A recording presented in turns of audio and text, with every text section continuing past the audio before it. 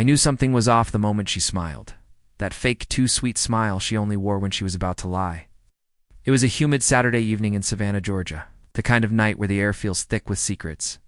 The riverfront buzzed with music, tourists, and streetlights reflecting off rain-soaked cobblestones. We were sitting at the river tap room, our usual spot, tucked in a corner booth that still had our initials carved into the wood from 3 years ago. Sienna sat across from me, sipping her pineapple margarita. She wore my flannel shirt, the one she always borrowed and never returned. She looked beautiful, annoyingly so, with her hair in a messy bun, gold hoops catching the light, and that little scar above her lip she used to be insecure about. But I wasn't staring because I was in love. I was staring because I realized right then this would be the last night I'd ever see her that way. She stirred her drink slowly, glanced toward our group of friends, 6 of them, loud drunk, spilling fries and secrets over wooden tables, and then looked me dead in the eye. "Weston," she said, her voice soft, but just loud enough. "I've been thinking, and I need to be honest." The table hushed like someone had flipped a switch. Even Cody, her best friend since middle school, froze mid-laugh with a mozzarella stick in hand. Sienna leaned forward and whispered, almost sweetly, "I cheated." Boom. No apology. No lead-up. Just the bullet, right between the ribs. I didn't flinch. I just blinked once. Slowly. Then she added, "I need someone who's more of a man, not a high school English teacher who spends weekends restoring his dead grandpa's old typewriter and playing chess with his mom." And then, God help me, she laughed. And so did they. They all laughed.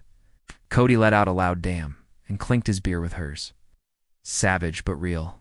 Jules, who once called me her favorite person to cry to, muttered, "Honestly, we kinda saw it coming." Even Micah, my childhood best friend who used to sneak out of church with me to chase frogs in the marsh, just looked at his drink like it had betrayed him too. That laugh, it broke something. But not in the way you'd think. Not rage, not heartbreak, just clarity. I stood up slowly, tossed a 20 on the table, looked around at the people I used to think were my people. Then I looked at Sienna. Not the girl I'd loved for 3 years. Not the one who made pancakes on Sundays or used to say, "You're the calm to my chaos." Just a stranger in my shirt. "Cool," I said. And I walked out. No drama. No shouting. No glass throwing. Reality TV nonsense. Just a man who finally understood his worth. The door swung shut behind me, and that's when the laughter really started. I heard it echo behind me like the final applause of a play I didn't audition for. They thought that was the end of the story. It wasn't. It was the cold-blooded beginning. I met Sienna during my last semester at Georgia Southern. She was wearing combat boots, a paint-splattered tank top, and yelling at a barista about oat milk. I thought she was dramatic. It's beautiful, but intense. She thought I was boring. "You read poetry for fun?" she teased the first time we talked. "You're like if Pinterest had a boyfriend?" Still, somehow, we fell into each other's lives like puzzle pieces you didn't know were missing. We had those firework months, you know the type, midnight drives, barefoot dancing in the kitchen, stolen kisses behind bookstores. She made me feel seen, and when she said, "You're the only person who doesn't make me want to run," I believed her. But Sienna wasn't built for stillness. She needed chaos like oxygen. And slowly, that chaos started eating away at us. The shift started small. First, she started spending more time at art shows and creative spaces. Then, it became girls' nights that turned into 2 a.m. walk-ins. And when I asked, gently she'd just say, "You don't trust me?" She stopped painting in the spare room we converted into her studio. She stopped calling me her home. Then a few weeks before the bar betrayal, she went quiet for a whole weekend. Said she was visiting her cousin in Atlanta. But something didn't sit right. That Monday, I found a crumpled receipt in her tote bag from a hotel. In Charleston, room 42. I didn't confront her, not yet. Maybe part of me didn't want confirmation. Maybe the quieter part already knew and was grieving in secret. And that's the thing about knowing. Sometimes it's easier to be in the dark just a little longer. After I left that bar, I drove straight to my mama's place. Not because I needed comfort, but because her porch swing had a way of helping me think straight. She was out of town visiting my aunt in Florida. The house was quiet, just me and the creaking of old wood. And in that silence I made a vow. I would become a man they'd never recognize. Not for revenge, but for resurrection. The next morning, I deleted Instagram, nuked Facebook, tossed my old phone into the river, and bought a new one under my middle name. No contacts imported, just silence. And for the first time in years, I breathed. I started waking up at 5 a.m., ran along the river walk until my lungs burned, came home, wrote until my fingers ached. I revisited my dream, that dusty manuscript I'd abandoned a year ago. The novel I always said I'd finish when I had time. Now I had nothing but time and a fire under me. I emailed a former professor who once said my short story could gut a man if I let it. She replied in minutes, asked for pages, then offered to mentor me again. I was off the grid. I liked it that way. While they were out drinking, posting reels, living in their fake-filtered highs, I was rebuilding in the dark. Quietly, relentlessly. They took my heart. So I gave it a new job, to become unshakable. Weeks passed, and then something strange happened. Jules DM'd me from a burner account. Hey, I saw a photo of you at that indie lit fest in Asheville. You look good? You okay? I didn't respond. 2 days later, Cody emailed me. We were idiots. I didn't know she was cheating. I thought it was just talk. You didn't deserve that, man. Still silent. Because here's the truth. People love your stillness until it forces them to look at their own noise. By the end of month 2, I'd finished the first draft of my novel. A publishing intern slid into my inbox, said a mutual friend passed her my manuscript, said it hit like whiskey at midnight, warm and dangerous. She offered to help me polish it. Meanwhile, I was teaching by day, writing by night, running at dawn. I'd lost 15 pounds, cleaned up my style, started dressing sharper, not for them, for me. For the man I saw in the mirror and finally respected. And that's when the Instagram stories stopped. No more selfies from Sienna. No artsy brunches with fake captions like he makes my soul dance. Silence. Until one day she reappeared, tagged in a group photo from someone else's birthday. There she was in the background, not posing, just sitting, alone, older, tired. She looked like someone who once danced in the light, now hiding from it. No Caleb, no caption, no sparkle, just shadows. Then came the first real crack, a voicemail, from a number I didn't recognize. Weston, it's me. Sienna, I know I'm the last person you want to hear from, but please, can we talk? I was stupid. You were always there, and now everything feels like static. I listened once, then deleted it. Not out of anger, out of closure. She didn't lose a boyfriend. She lost the version of herself that only existed when I loved her. She would never get him back. 3 months into my silence, I started forgetting what her voice sounded like. Not because I was trying to erase her, but because I had filled my life with things that finally mattered. The manuscript went through its second revision. My editor, Amelia, was brutal in the best way. This chapter feels like you're holding back. If you're going to bleed, Weston, bleed on the page. So I did.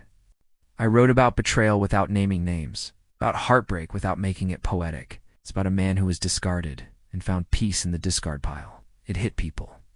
She sent it to 3 small publishing houses. 2 said no. 1 said yes. And just like that, I had a book deal. I didn't throw a party. I didn't pop champagne. I just sat in my kitchen, made black coffee, and whispered, good. Because this wasn't the finish line. It was just proof I'd survived the war and learned to plant flowers in the ashes. Then, life did what it always does when you least expect it. It handed me something unexpected, something soft. Her name was Grace. No metaphor needed. She walked into my life like a breeze through an open window. Unannounced, refreshing, quiet. I met her at a book signing for a local author downtown. I wasn't even planning to go, but Amelia guilted me into getting out. Grace was wearing a vintage Fleetwood Mac shirt and reading a poetry zine, while everyone else was fake networking. I said something awkward about Bukowski. She rolled her eyes, smirked, and replied, "Only emotionally constipated men quote him." And just like that, I laughed for the first time in months. We didn't fall fast. We walked. We talked over midnight coffees and early morning bookstore runs. No kisses, no pressure. It's just 2 people who carried broken glass in their past, learning how to sit next to each other without bleeding. One night, I told her about Sienna. Not in full detail, just enough for her to nod slowly, tuck a curl behind her ear and say, "She mistook comfort for weakness. That's on her." That sentence sat in my chest for days like a lit candle. But the ghosts weren't done yet. Not by a long shot. In early spring, a photo of me and Grace at a poetry open mic got shared, innocently enough, by the event page. 2 days later, my phone vibrated. Number blocked. Text preview. She saw the photo. She cried. I didn't respond. Didn't need to. Because if someone only remembers your worth when they see someone else holding it, they were never worthy of it in the first place. That same week, Micah emailed me. Subject line, man to man. Body Weston. I messed up. I should have said something that night at the tap room. I should have stopped the joke. She told us you were distant, that you didn't care, that she had no choice. I believed her. We all did. Now, she's spiraling. Caleb left. She got evicted. Cody cut ties. Jules moved to Boston. And you? You look like you won. You don't owe me anything. I just wanted to say. I see it now. Micah, funny thing about apologies. They hit different when you're no longer waiting for them. I read it once, archived it, and kept typing, because I had a chapter due, and Grace was making tea. Summer came, fast and slow. My book launched under the title, The Ones Who Laughed First. It sold modestly, but the reviews, they exploded. Readers said it made them cry in parking lots, said it made them feel seen, said it reminded them to stand back up. And through it all, I didn't say one word about the people who inspired the pain. Because true peace isn't shouting that you've healed, it's not needing to anymore. Then came the final message. Unblocked number. Her name lit up my screen like a ghost I hadn't seen in daylight. Sienna, I saw your book. It broke me. I kept searching for myself in the pages. I found pieces. But I realized you weren't writing about me. You were writing the version of yourself that I destroyed. Now I don't recognize you. I want to please let me. I stared at that message for a long time. Grace walked in, handed me my tea, noticed the way I was holding my phone like it weighed 100 pounds. She didn't ask. She didn't need to. She just kissed the side of my head and whispered, "You don't owe the fire an explanation for why you stopped burning." And just like that, I blocked the number. But here's the twist you didn't see coming. Sienna didn't stop. She showed up. In person. It was a Tuesday. Rain tapping gently against the windows. Grace had gone to visit her sister in Charleston for the week, and the house was unusually quiet. I was finishing edits for a new piece when it happened. A knock. Soft at first, then louder. Walked to the door and checked the peephole. My heart didn't race. It didn't drop. It just paused. Sienna. Hair soaked from the rain, makeup smeared just slightly, wearing that same flannel shirt from the night she detonated my heart in public. I opened the door. Just enough for her to see my eyes. Not enough for her to step in. She blinked like she didn't expect me to actually answer. Her voice cracked on the first word. "Hi." I didn't say anything. She cleared her throat. I didn't know where else to go. You always had somewhere to go, I said calmly. It just wasn't here. Her lip trembled. She looked around like the neighborhood might vouch for her. Then she said it. I messed up. I said nothing. I lied, she added. Back then, that night, I lied about why I did it. No kidding. She stepped back, pulling her soaked jacket tight across her body. I didn't cheat because you weren't good enough. Because you were. That sentence. That ridiculous, broken, manipulative sentence. She must have thought it sounded deep. I just raised an eyebrow. Do you want to come in? I asked. Finally. She nodded too quickly. Like a child told they weren't in trouble. She sat on the edge of the couch, dripping water on the hardwood, eyes scanning my home like it held pieces of the man she used to know. Books stacked neatly on the shelves. A framed first edition of my published novel. Photos of me and Grace. Laughing, living. She noticed the tea mug on the table. Lipstick mark. She froze. So, someone else lives here? I shrugged. Not lives. But she loves. And that shattered her. I could see it in her shoulders. The way they slumped like a child who just got caught playing dress-up in someone else's clothes. She tried to recover. I didn't know what I had, she said. Back then I thought you were. It's too safe, too quiet. But I didn't realize how loud emptiness is until I heard it every night. I sat across from her, calm, clear. "You said you needed a real man," I said. "What changed?" She looked down at her fingers, now shaking. "Real men don't beg girls like me to stay. They let them leave. It becomes something so powerful it makes us regret everything." She looked up at me then, and it was real. The tears, the regret, maybe even love. But it didn't matter, because it wasn't mine to carry anymore. Then she dropped the last card. "Caleb, he was never serious. He liked the thrill. He drained me. Money, time, self-worth. And when I had nothing left to give, he left too." "What made you come here?" I asked. She wiped her face. "That photo of you and her, I didn't recognize your eyes anymore. You looked complete. I didn't smile, didn't gloat. Because here was the truth. She wasn't here because she loved me. She was here because I loved myself. And she couldn't stand not being a part of it. I miss who I was with you," she said. That's what stung the most. Not because it was flattering, but because it was true. She missed the mirror I held up. The version of herself she only liked when seen through my eyes. But that mirror shattered the night she made a public joke out of me. Then she said it. "I'm not asking for anything. I want to know if there's even a version of the world where we're friends again." I stood up, walked over to the door, opened it. She followed slowly, the way people follow caskets. I looked at her.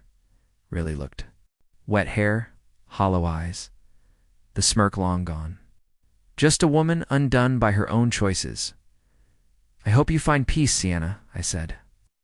And then I closed the door, gently final. I stood there for a long moment, back against the wood, heartbeat steady, not broken. Just done. Then my phone buzzed. It was Grace. "Just checking in. Missed your voice today. Want me to bring blueberry scones tomorrow?" I stared at the screen. Then I typed, "You always bring the good stuff. Come early. I missed you too." And in that moment, I realized Sienna wasn't my story. She was just the prologue. The next morning, Grace at my door with scones, rain-kissed cheeks, and a sleepy smile that made everything inside me settle. She handed me a paper bag and said, "I found the perfect quote in that poetry book you gave me. Want to hear it?" She leaned in, whispered, "Some people come back because they miss you. Others come back because they miss how you made them feel about themselves." And then she kissed my forehead like she knew what happened yesterday without me saying a word. We spent that morning like old souls, soft jazz, clinking mugs, my laptop open as she flipped through the first draft of my new short story collection. Her eyes scanned one line, then another. "You write like someone who forgave," she said. I smiled gently. "I write like someone who outgrew." Life was blooming again. The book was gaining momentum. Podcasts called for interviews. Bookstores asked for signings. A professor from Emory invited me to speak to her creative writing class. Grace and I weren't loud, we weren't viral, but we were solid. We had rituals. Tuesday night Thai food, Sundays at the farmer's market, silent hours where we read in the same room, feet brushing under a blanket. Peace doesn't always announce itself. Sometimes it just walks in and asks for tea. But the universe? It doesn't forget your name just because you've stopped yelling it. 1 week after Sienna's visit, I got a letter, not a text, not an email. A real letter. Envelope, stamp, cursive handwriting I hadn't seen since college. It was from Maren, my first love. The girl who used to write me songs on napkins and send me voice notes from her piano at 2 a.m., the one I thought I'd marry before Sienna even existed. We hadn't spoken in 6 years. Inside the envelope, 2 pages and a photo. The photo hit me first. It was her, holding a toddler. No bright hazel eyes, gap-toothed grin, curls exploding in every direction. And my chest went tight. I read the letter slowly.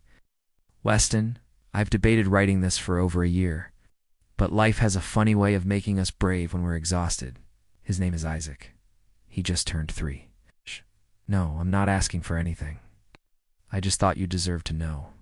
It wasn't planned. You and I were already drifting by then. And when you left for grad school, I didn't want to anchor you. I figured you were meant for bigger things. But every time he laughs, I see your eyes. Every time he gets stubborn and won't go to sleep, he crosses his arms just like you used to. You can hate me if you need to, but I never stopped hoping you'd become everything you wanted, and you did. He doesn't know about you. Not yet, but someday. Maybe. Mare and I sat down hard. Not because I felt betrayed, but because life had just handed me a thread. One that stretched back to the man I used to be before I even knew what heartbreak was. That night, Grace noticed something in my silence. I told her. All of it. I showed her the letter, the photo. Told her about Moran. The late nights, the lullabies, the slow fading. She listened. Then she whispered, "You're allowed to feel everything, even if you're not sure what it means yet. No jealousy. No panic. Just space to breathe." I didn't respond to Marin right away. I spent the next few days doing what I always did when emotions overwhelmed me. I ran miles through the misty river trail, past oak trees draped in Spanish moss, past benches I used to cry on, and somewhere near mile 4, I stopped. Because it hit me.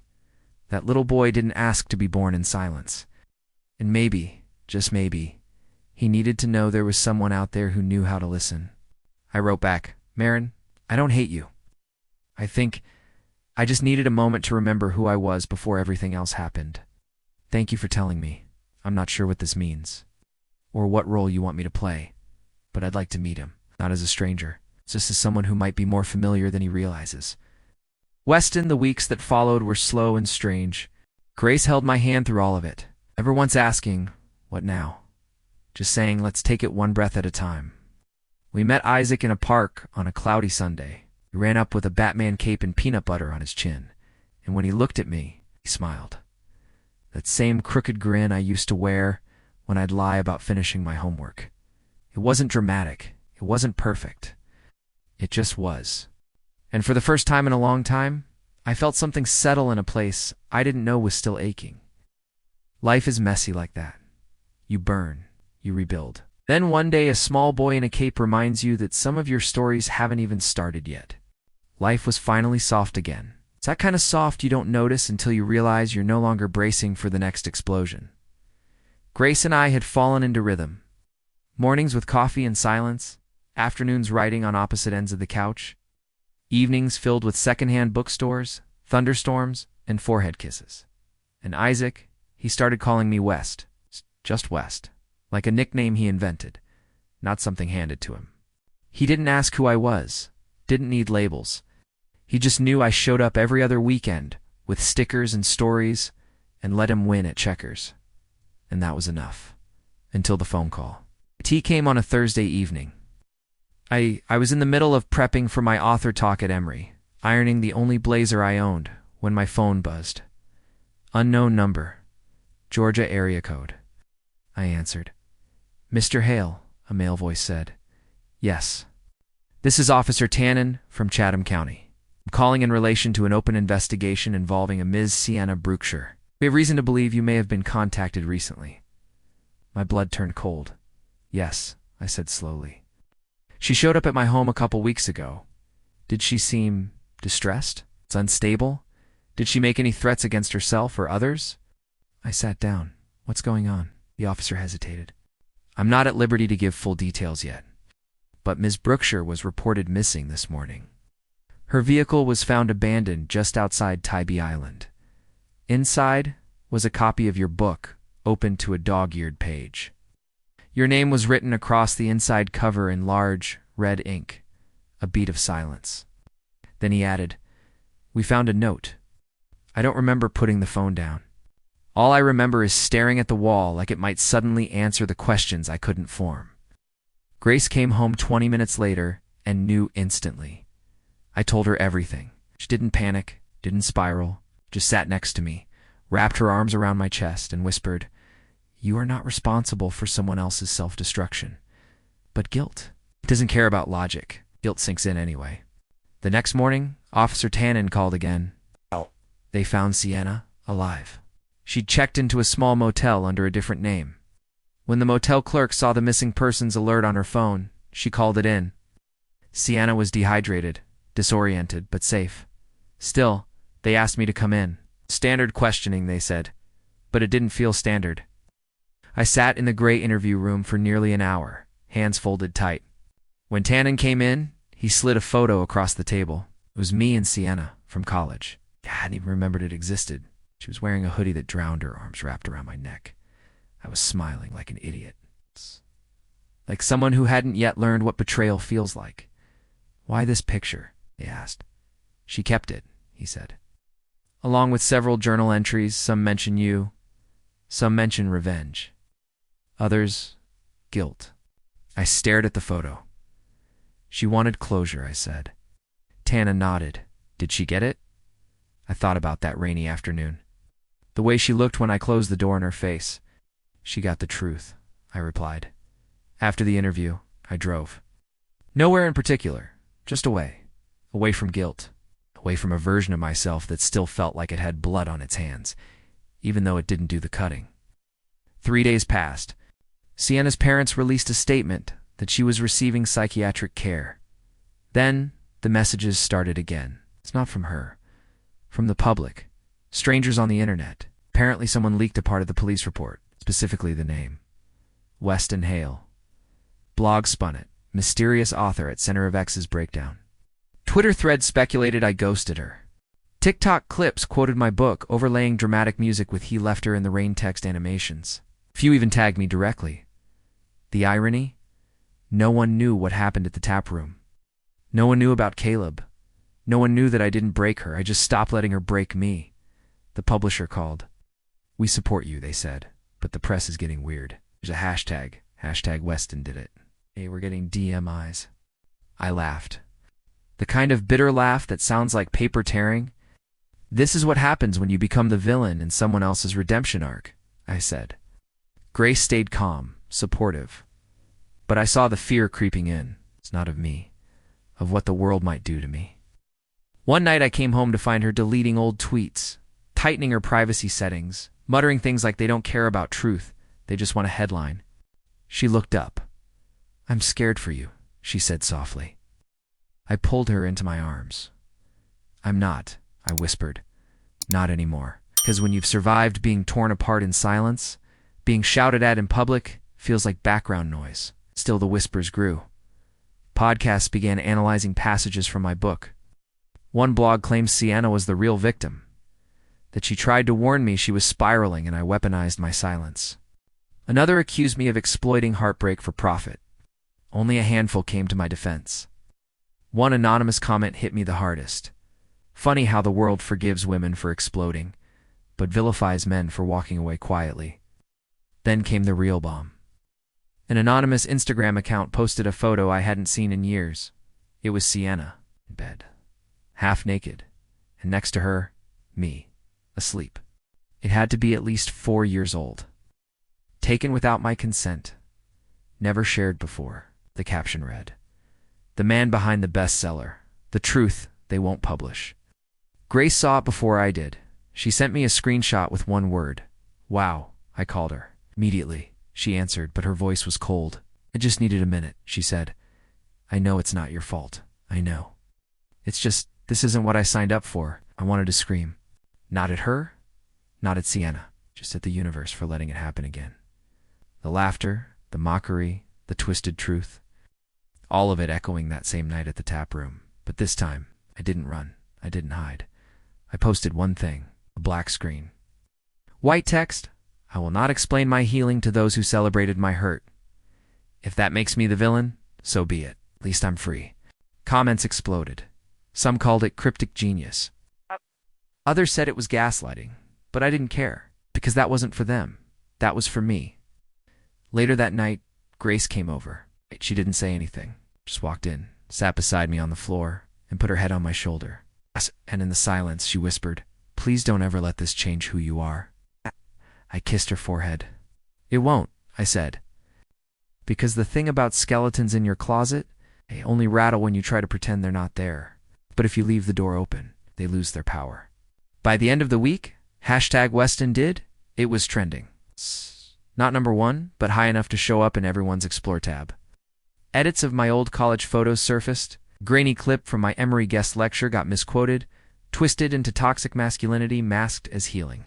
The irony, hadn't said a word to the public. And yet, somehow, I was a villain in a movie I didn't even audition for. Grace got doxxed. Someone found her art portfolio and spammed it with comments like, "Hope you don't end up in a motel like the last one." She took it silently. Then, she began deleting entire accounts. "You don't deserve this," I told her one night as she sat at my kitchen counter, deleting Instagram for the 4th time. She looked up, eyes tired. "Neither do you." That's when I knew. This wasn't just about Sienna anymore. It was about a system that loves to twist survival into selfishness, that turns boundaries into cruelty, and that loves nothing more than watching a man burn for choosing silence over chaos. The publisher pulled the paperback reprint, not officially. They just stopped replying to my emails. My next advance stalled. Bookstore events postponed. Even Amelia, my rock of an editor, emailed one morning with a subject line that made my stomach flip. "We need to talk." We met at a coffee shop downtown. The place was empty except for a college kid with headphones and a mom wrangling twins. Amelia wore sunglasses indoors. Always did when she was about to drop hard truth. She slid me a printout, a message thread. From Sienna to a popular book review blogger, I skimmed it. I stopped cold at one line. I told him I wasn't okay. He used it to write a bestseller. I looked up, heart hammering, saying I exploited her breakdown. Amelia sighed. She didn't use that exact word, but it's implied, and it's spreading. I leaned back, stared at the ceiling. Amelia tapped her nails on the table. "I believe you, Weston, but the industry. They believe attention, and right now, she has it." That night I went for a walk through the historic district. The streets were slick from rain, the lampposts casting long reflections on the pavement. I passed by the river tap room. It's empty, closed. A for lease sign hung in the window. Fitting. The place where I lost everything, now abandoned too. I sat on a bench across the street, pulled out my phone, and started typing a note. Not to post, just to breathe. I am not who they say I am. I am not what they need me to be. I am a man who said nothing and still got condemned louder than those who screamed lies. Maybe that's the point. Maybe silence threatens those who need noise to stay relevant. Then my phone buzzed again. Unknown number. I almost ignored it. But something in my gut told me to pick up. "Hello, Weston. This is Jules." My pulse skipped. Jules. One of the 6 who laughed. One of the ones who stayed silent that night. I said nothing. She kept going. "I know I'm the last person you want to hear from, but I need you to know. I saw the video. The motel thing. It's the photo leak. All of it. And I know the truth." Still I said nothing. "I should have spoken up back then," she continued. I thought silence made me neutral, but it made me complicit. I'm done being complicit. Finally, I spoke. "What are you saying? I want to go on record," she said. "Podcast, blog, wherever. I'll tell them what really happened that night, that she cheated, that she humiliated you, that you didn't fight back, you walked away." Silence again. But this time, the silence had weight. Then I asked, "Why now?" She answered, voice cracking. "Because I watched them cancel you for telling your truth." I realized, she's not spiraling because of you. She's spiraling because of the version of herself she can't unsee anymore. 3 days later, we recorded the podcast. It wasn't flashy, no dramatic music or viral edits, just 2 people sitting across from each other telling the truth. Jules spoke clearly. She didn't break down because Weston ghosted her. She broke down because the mask cracked, and the person underneath couldn't hold it anymore. Then she added, "I laughed that night, and I hate myself for it. But silence doesn't have to stay silence. Sometimes it becomes apology." The podcast didn't trend. Not right away. But it caught traction. People started sharing it. One clip went viral. He didn't become the villain. We made him one because we weren't brave enough to admit he never was. DMs started pouring in again, but this time they read differently. "I've been there, man. Thank you. Your story helped me walk away from someone who weaponized my empathy. You don't owe anyone the version of yourself they created in their head." Even Amelia called. "I got 3 emails from indie bookstores today. They want to restock. Won't even ask if you'd headline their next Lit Fest." I smiled, then exhaled. The kind of breath that feels like putting a ghost to rest. Week later, I stood on a panel in Nashville, answering questions about redemption arcs in fiction. Someone in the crowd asked, "Do you think villains know they're villains?" I paused. Then I said, "Some do, but the more dangerous ones. They convince themselves they're the victim." The audience went still, then clapped. That night, Grace and I sat on the rooftop of our Airbnb. She curled into my chest, fingers tracing circles on my forearm. "Do you feel lighter?" she asked. I nodded. "I feel like I finally stopped bleeding for people who never offered a bandage." She smiled. "Good." Then she looked at me and said something I'll never forget. "You didn't get revenge, Weston. You got clarity. That's rare." I wasn't expecting the letter. No email, no DM, an envelope, cream-colored, no return address. Inside, a single handwritten page. Neat, careful penmanship began. "Weston, this is not a plea. This is not a trick. This is the truth I owe you. I'm finally strong enough to say it." Sienna, I almost stopped reading right there. But something in the way my name was written, just Weston, not West or Babe or whatever nickname she used when she wanted something, kept me going.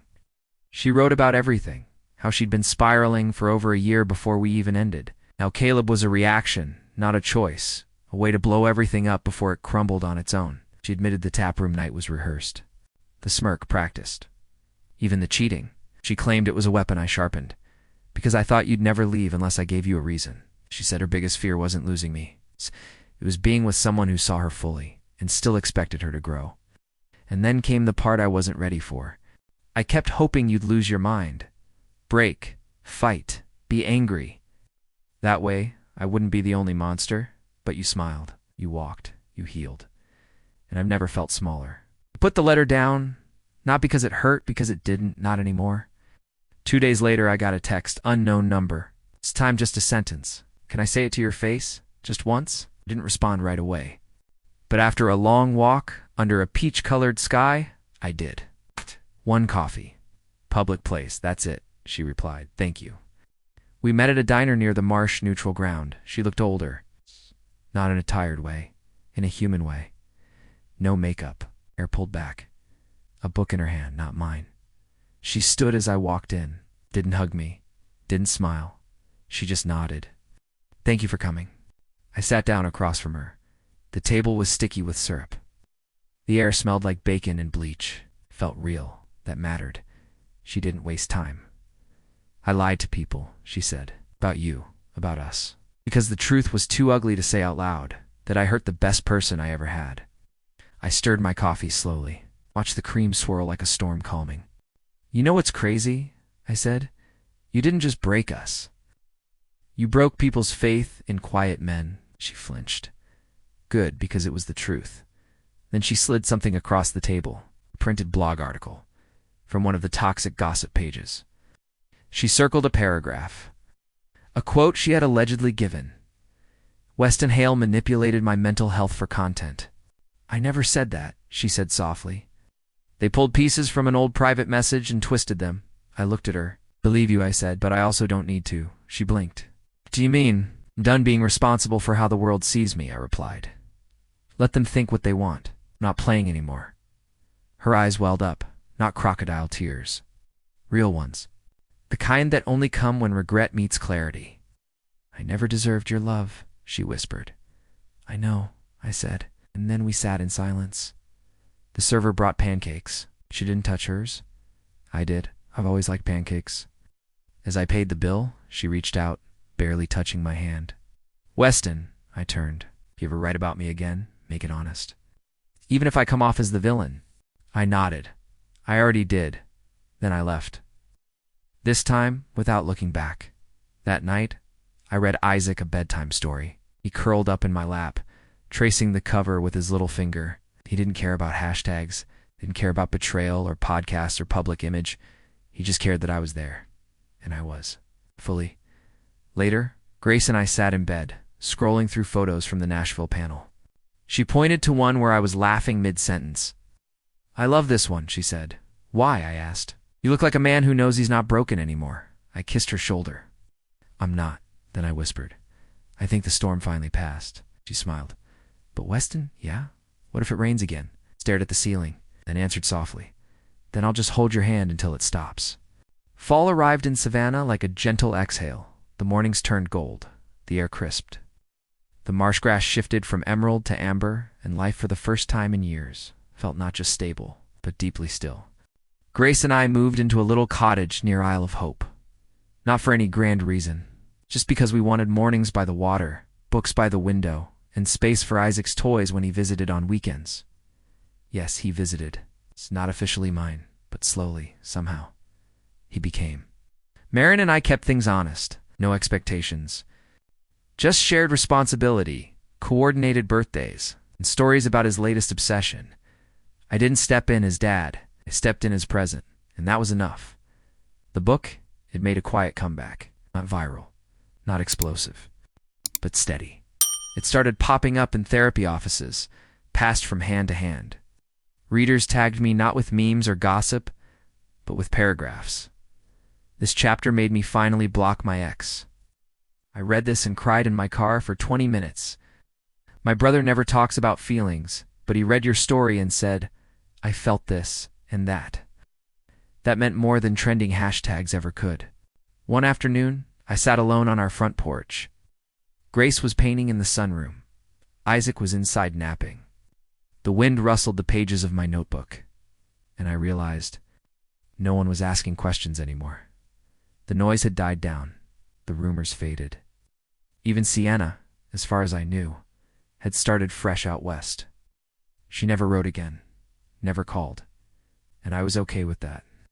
Some apologies don't need a sequel. I looked around the porch. My feet on a hand-woven rug Grace picked from an antique shop. Chipped coffee mug that once belonged to my grandfather. The sound of Isaac breathing through the baby monitor nearby, and I smiled. Guess? Because peace isn't a prize you win after pain. It's a place you build from the rubble.